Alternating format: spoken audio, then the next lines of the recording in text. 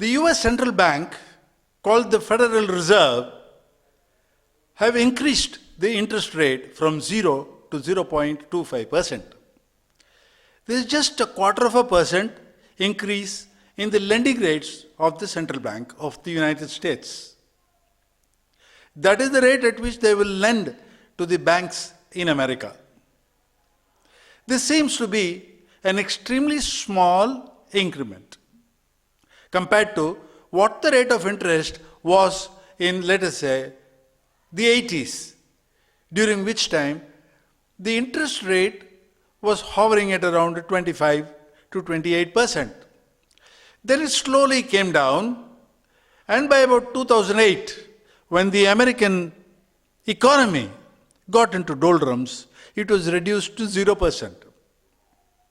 This 0% interest carried on for the last slightly less than a decade or so, and now just the other day, the chairman, Janet Yellen, of the American Reserve Bank, has announced this minuscule increment. She has said this is just the beginning, and in due course, the further increments will be considered. We now have to see what is its implication for us in India as one of the emerging economies of the world. With the increase in interest rate, the American bank interest rates is also likely to increase. Therefore, the interest that they will pay on savings is likely to increase, which means trillions of dollars invested in India is likely to go out of our country and into the United States. And the people of the United States who have invested in a stock market are also likely to pull out their dollars, if not suddenly, but in slow measure. This is likely to bring down our share market to some extent.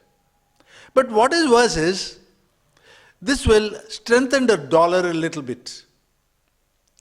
A strong dollar, though it is conducive to exports from our country, is very harmful for imports.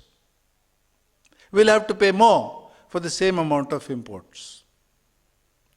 This is likely to cause inflation in our country and unexpected price rise.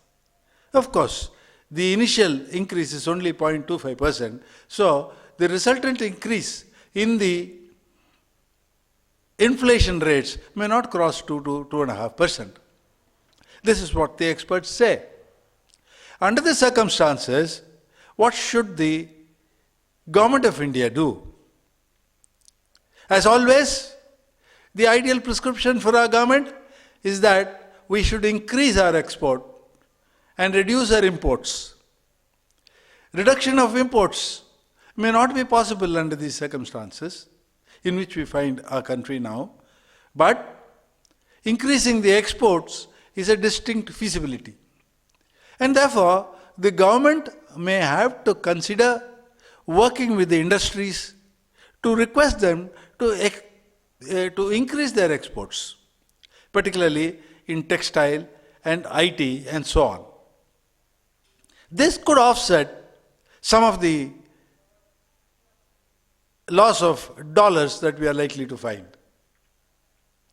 However, this sudden increase in export is not likely to happen in such a short time, particularly when a highly industrialized city like Chennai has just been through a great pralaya and is likely to take at least 2 to 3 years to get back into the running.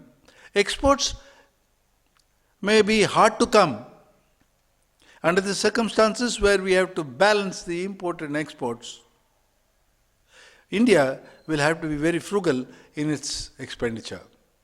Nevertheless, the government will have to work very hard to encourage industries to further increase their exports. Friends, in this brief video, about our economics and the forthcoming days. If you like it, please press like. Give your comments. Kindly share it with all your friends in various social groups, and also kindly subscribe to my account.